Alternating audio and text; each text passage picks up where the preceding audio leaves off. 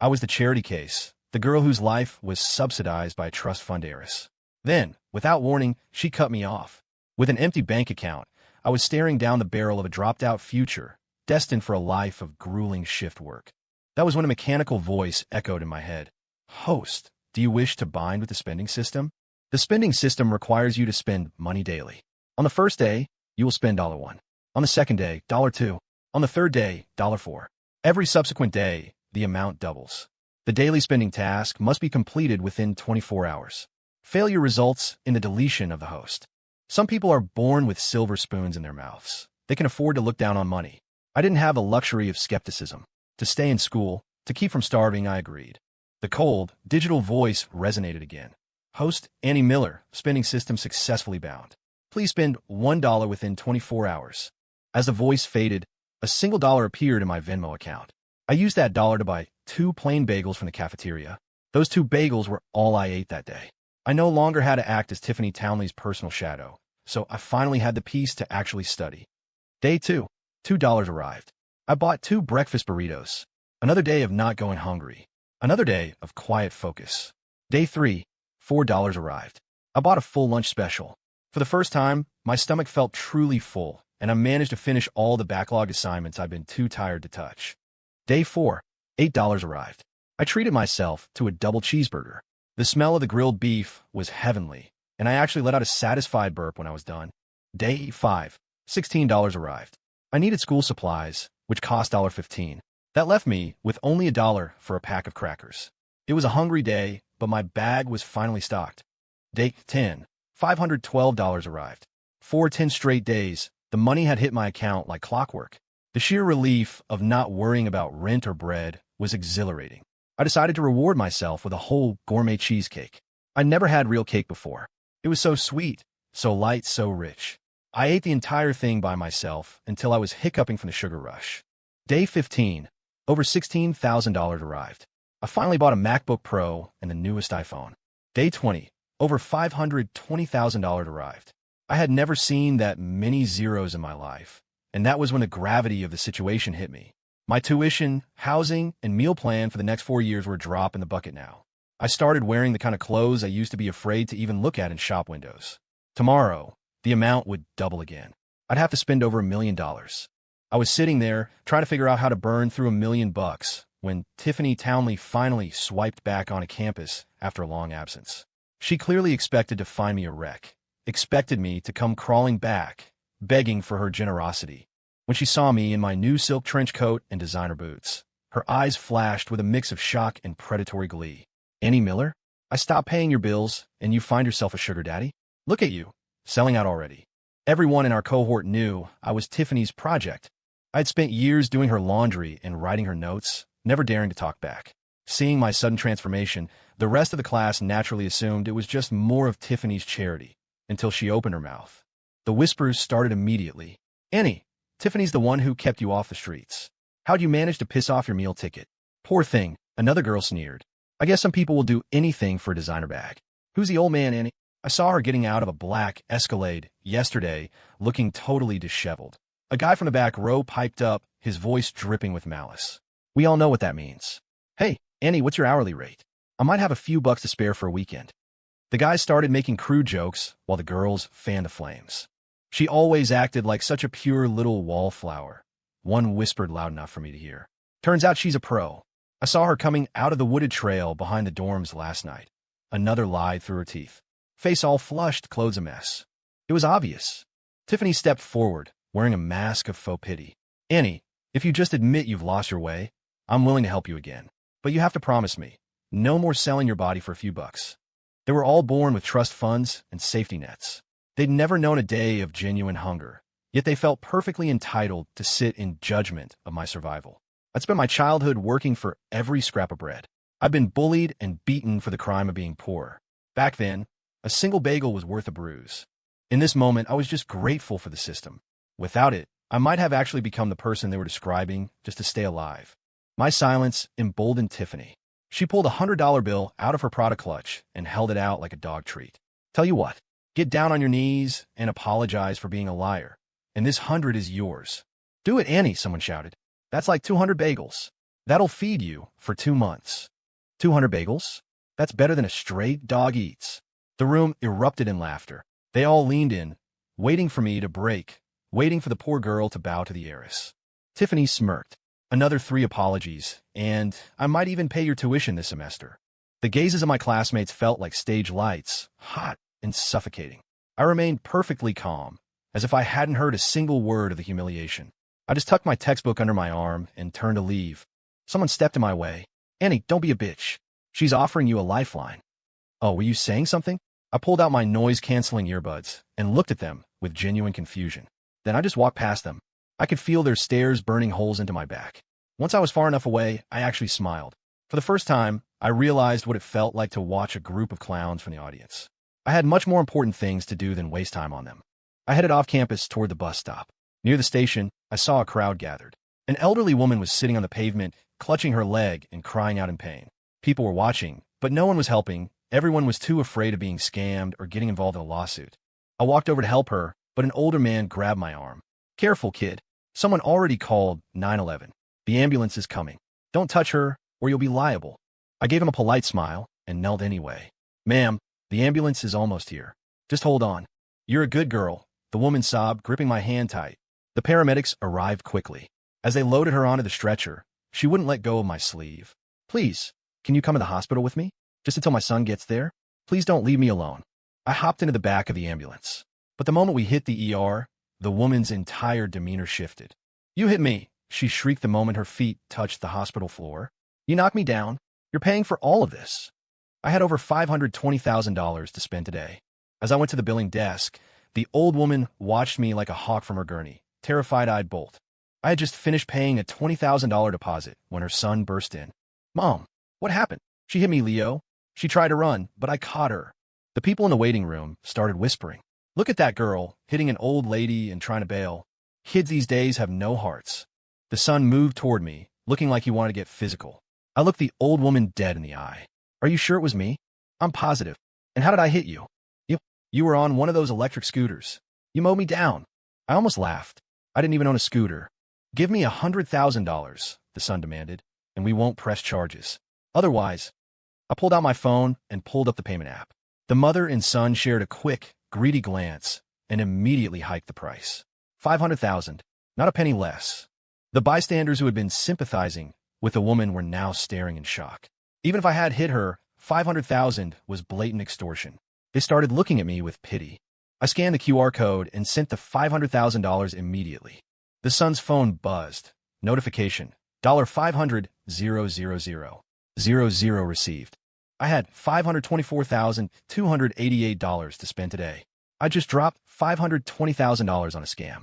I had $4,288 left. I walked into the high-end mall next to the hospital and spent $2,000 on a luxury skincare set. That left me with $288. I saw a fancy steakhouse with a glowing neon sign and realized I'd never actually tasted a real steak. I ordered the most expensive ribeye on the menu. While I waited, I pulled up social media. A video of me at the hospital was already going viral. I had seen people filming at the hospital, and I knew it would blow up. There were witnesses at the bus stop and plenty of CCTV cameras. By paying the extortionate amounts so easily, I had created a massive contrast. The outrage would spread faster than any explanation could. I had a system that forced me to spend $500,000 today. To me, that money was a task to be checked off. But to those scammers, it was bait. You don't get to extort people for doing the right thing. $500,000 is a felony-level amount. It was enough to ensure they'd be dealing with the legal system for a long, long time. Besides, that mother-son duo gave me an idea. Spending a few bucks is easy. Spending hundreds of thousands, millions, billions. One person can only buy so many shoes. I needed a better way to move money. The steak arrived. It was tender and juicy, nothing like the gray mystery meat from the school cafeteria. As I was eating, a conversation at the next table caught my ear. A young man in a faded white button-down shirt was sitting stiffly across from a balding, portly man in a cheap suit. I recognized the student, Caleb North, a certified genius from the computer science department. I've looked over your pitch, Caleb, the older man said, his voice patronizing. It's creative. The circle concept is interesting, but you kids are too overconfident. These things take time, steps. The light in Caleb's eyes started to dim. I can offer you $20,000 for the entire IP. Right now. I'm sorry, Caleb said, his jaw tightening. That's not what I'm looking for. The spark of defiance was back. The fat man left a business card on the table and walked out, looking like he was certain Caleb would be calling him back once he realized he was broke. Seconds later, a polished, well-dressed girl walked up to the table. The girl looked down at Caleb with pure disappointment. Caleb, I'm done. You're obsessed with this stupid game, chasing some pipe dream that's never going to happen. Is this really how you want to live? I don't have to guess. I know. You failed to get the investment again, didn't you? Were you going to grow up and face reality? Natalie, just give me a little more time. I know I can find a backer. Caleb reached for her hand, but she pulled away like he was contagious. We're done, Caleb. You're not the guy I thought you were. Natalie, wait. Just one more month, I can't stop. I'm engaged, Caleb. My fiancé has a real job. Don't call me again. She dropped a $100 bill on the table, the ultimate insult, and walked out. I had a sudden epiphany. I needed to spend money, and I needed professionals to do it for me. Caleb needed a runway for his dream. It was a perfect match. I finished my steak, logged into the university's internal directory, and found Caleb's contact info. I sent him a text. I'm interested in your project. What's your target for the seed round? I went to the restroom to wash my hands. When I came out, he had replied, how much are you looking to invest? I need at least $100,000 for the initial phase. If that's too much risk, we can negotiate a smaller stake. I replied, tomorrow at 11:00 a.m., the coffee shop across from campus. I saw the typing bubble appear and disappear for a while, but no more messages came through. I left the restaurant, bought some snacks, and took a lift back to school.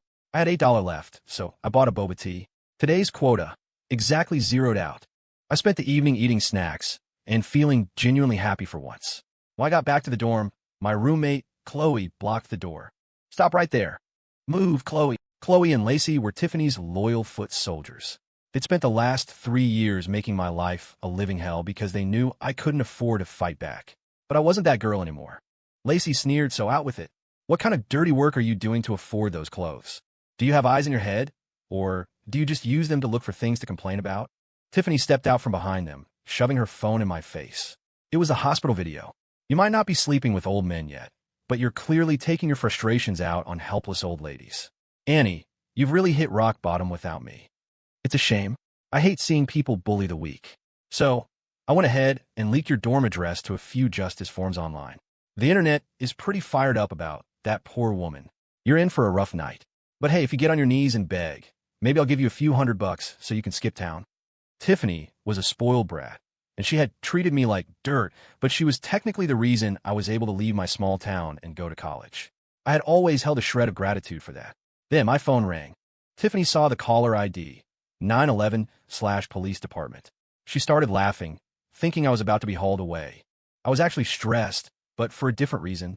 The police were calling to tell me they'd intercepted the scam and were returning my $500,000. If they gave it back, I'd be over my spending limit. I had to spend it again. The cops were way too efficient. On the way to the station, I summoned the system in my mind. The money was spent, but it's being returned. Does that count as a fail? Host, the money was spent. You have completed today's task. What about the return funds? They will be placed in the host's personal slush fund. Wait, so if I spend money and it gets refunded, I just get to keep it as my own personal cash? Correct. The system has legalized all funds. There will be no issues. Holy crap. The system was a spending machine, but the returns were all mine. I was a girl with nothing, and suddenly I had a $520,000 personal savings account. I nearly skipped into the police station. The officers gave me a lecture about not rewarding bad behavior, and told me I was lucky they caught the scammers so fast. They handed me the paperwork to reverse the transfer and sent me on my way. When I got back to the dorm, Tiffany looked like she'd seen a ghost. You're back already? Did you hook up with the precinct captain to get out that fast? I didn't say a word.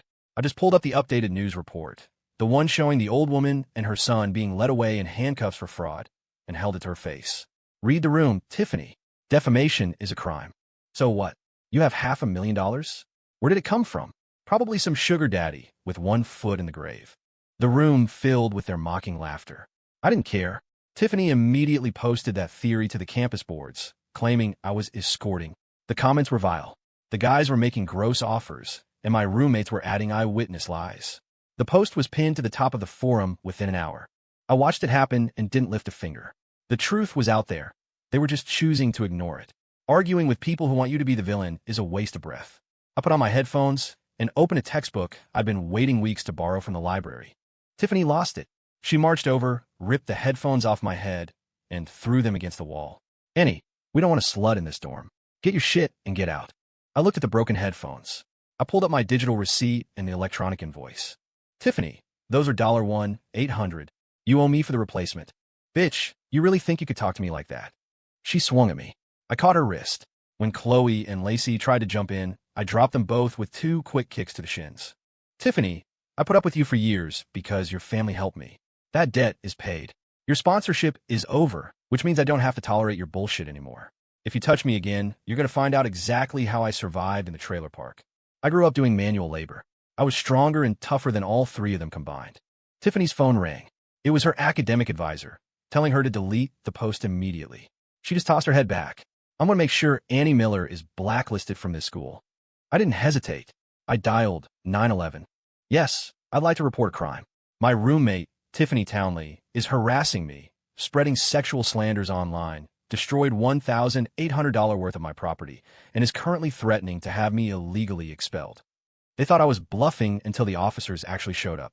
Tiffany was speechless. Money can buy a lot of things, but it doesn't make you immune to a police report. They took her, Chloe, and Lacey down to the station for questioning. I couldn't fight 10,000 internet trolls, but I could deal with the source. The next morning, I went to my meeting. Caleb was already there, looking nervous and clutching a folder. I sat down. He blinked at me, then said politely, "I think you have the wrong table, miss." I sent him a text. "I'm here." He looked at his phone, then at me. "Wait, you." I reached for the folder. He handed it over with both hands. I started reading. I wasn't a gamer, but the social circle mechanic he designed was genuinely brilliant. "You said you needed at least 100,000. What's your ideal number?" 500,000. I tapped the table. Caleb swallowed hard. "I know $500,000 is a lot for a startup, but I can guarantee. I'll give you 7 million, I said, on the condition that I am the majority partner with a 60% stake. The number was so far beyond anything Caleb had imagined, he looked like he might faint. Then he hesitated. If he gave up 60%, he'd lose control of his baby. But if he didn't, the project would die, and a year of work would go down the drain. I won't interfere with operations. I added, "You and your team run the show. I just want to make sure my first major investment doesn't get poached by some shark. Take a day to think about it. If I don't hear back, I'll find another project. You can actually put up 7 million. For now, if the metrics look good, I'll provide more.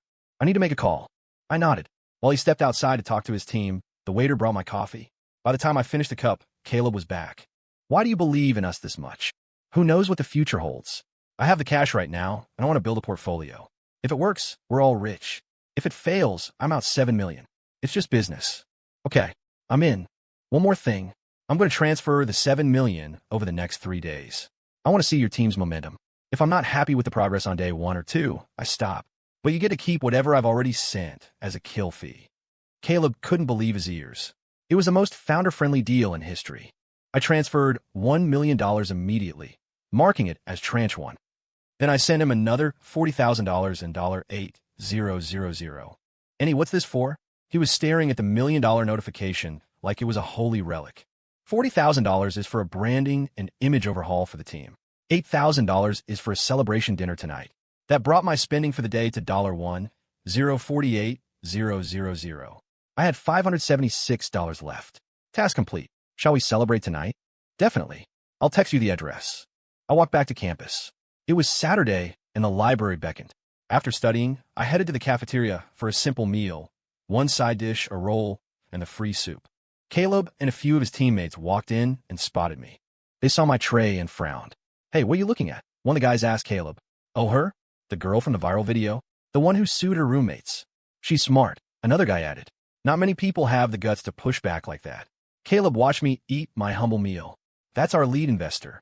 The guys nearly choked on their pizza. "What? The charity case kid has $7 million to burn? And she's eating a $3 lunch." I was too focused on my book to notice them. I also didn't notice Caleb's ex-girlfriend, Natalie, hovering nearby, trying to beg for a second chance now that she heard he'd landed a massive investment. I got the text for the dinner location, a nice spot near campus. On the way, I bought an expensive cake to hit my final spending target. While I walked into the private room, Caleb and 3 other guys stood up immediately. We talked shop and as the night went on, the awkwardness faded into excitement about the game. On the way back to the dorm, I saw Tiffany getting out of a luxury SUV. Her dad had clearly chewed her out. She saw me with 4 guys and immediately snapped a photo. An hour later, a post appeared on the campus boards with the title, "One Girl, 4 Guys, Annie's New Business Model." I saw it while I was in bed. It was full of AI-generated, explicit photos of me.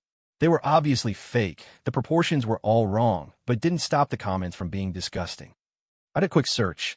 Cyber harassment and deepfake distribution were serious crimes. Whoever was doing this was throwing their future away just to spite me. Tiffany was the obvious suspect. In the age of digital footprints and IP tracking, anonymous wasn't real. But I didn't have time to play games with her. I had to spend more money. 2 days later, the full $7 million was in Caleb's business account. I also bought a Tesla for the team to use for meetings. During the celebration, I looked across the street at a massive luxury apartment complex called Evergreen Heights. It had been built 2 years ago, 560 units, all around 900 square feet. But with the recent housing market dip, the developer was struggling to fill them. I did the math. 560 units at roughly $1 million each. That was over $500 million. That was a few days' worth of doubling for the system. People were struggling with rent, drowning in debt.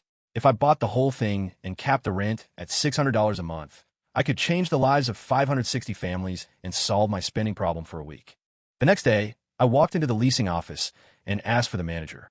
Manager Sterling looked exhausted. He hadn't sold a unit in a month. When he saw me, a college kid in a hoodie, his face fell. "Can I help you, miss?" "Mr. Sterling, how many units are still available at Evergreen Heights?" "All of them. If you're looking for a specific floor plan, I'll take them all. Give me a price for the whole complex." Sterling laughed. He thought I was a prankster from a rival firm. "Look, kid, I don't have time for this. I have $8 million for the deposit right now," I said, looking him in the eye. "The rest will be paid within 10 days. If you can't handle a deal of this scale, I'm sure your competitors will be happy to take my call." Sterling's skepticism died the moment his secretary ran in, breathless. "Sir, and $8. 38 million wire just cleared into the escrow account." I showed him my phone. Actually, it was $8. 38 million exactly. Sterling immediately hung the close sign on the door. We spent the afternoon on paperwork. He was terrified I was just a rich kid on a whim, but the money was real. I told him the plan. $600 fixed rent for people in need. He looked at me like I was insane. "You'll never make your money back, even in 100 years. "I don't need to make it back," I said. "I just need the units managed. If you're interested, you're the new property manager. I'll give you a $50,000 bonus right now to oversee the transition." He took the job on the spot. Word got out. A few days later, a developer named Mr. Garrison reached out through Sterling. He had a half-finished mid-rise project that had stalled when the market crashed. He was desperate to sell.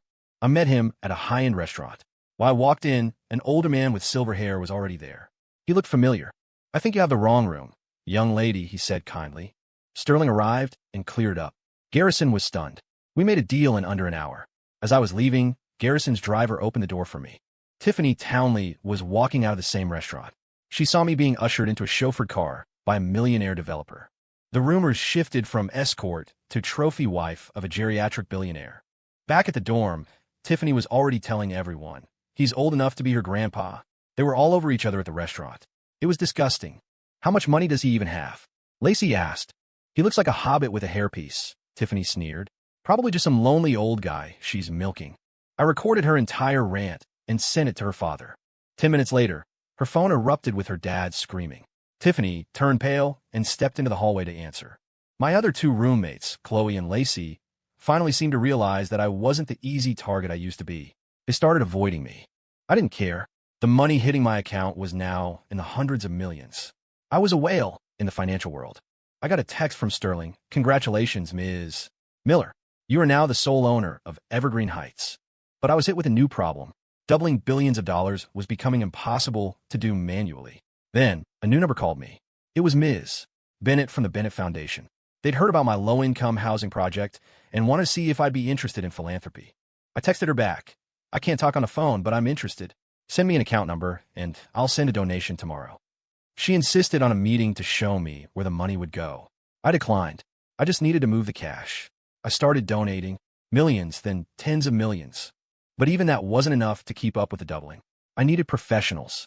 I found a top-tier venture capital firm called Harrison & Co. I met with the CEO, Mark Harrison, and told him I wanted to park my capital there for aggressive social impact investing. The Annie Miller name started becoming a legend in the city. I donated 2 new science buildings to the university. The dean was so grateful, he gave me a private suite in the faculty housing complex. I finally had my own space. No Tiffany, no drama. I barely saw Tiffany anymore. I heard her family's company, Townley Corp., was on the verge of bankruptcy after a major investor pulled out. Her dad was trying to force her into an arranged marriage with some hedge fund creep to save the business. I didn't like Tiffany, but she was the reason I got out of my hometown. I couldn't ignore that debt. I called Mark Harrison. Invest in Townley Corp. Give them whatever they need to stabilize, but make it a silent partnership. By the end of the year, the legacy was everywhere. Caleb's Game, Circle, was the #1 app in the country. Evergreen Heights was a model for affordable housing. The Bennett Foundation had saved thousands of families. Then, one morning, the system spoke. Host, congratulations. The mission is complete. The system has been unlinked. I actually laughed. The system had been glitching for months because I was spending the money faster than it could double. I spent the next several years building. Evergreen Heights expanded to 10 different cities. We provided housing for over 11,000 families. The Bennett Foundation funded rural schools and clinics across the country. My VC firm saved hundreds of small businesses from being eaten by predatory corporations. And through it all, I stayed in school. I got my master's, then my PhD. I loved the university.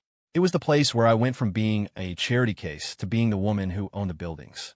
After graduation, I stayed on as a professor. Once, a student asked me why a woman with my wealth didn't just retire to a private island or get married. I grew up in a house without love. I didn't know how to find it in a partner. The only genuine kindness I'd ever felt came from my teachers. So now I stand at the podium. I look out at a room full of students, some wealthy, some poor, some just trying to find their way. I teach them the most important lesson I learned. Money is just a tool. It's what you build with it that matters. I'm passing on the gift my teachers gave me, and in doing so, I've finally found my own version of home. Story complete.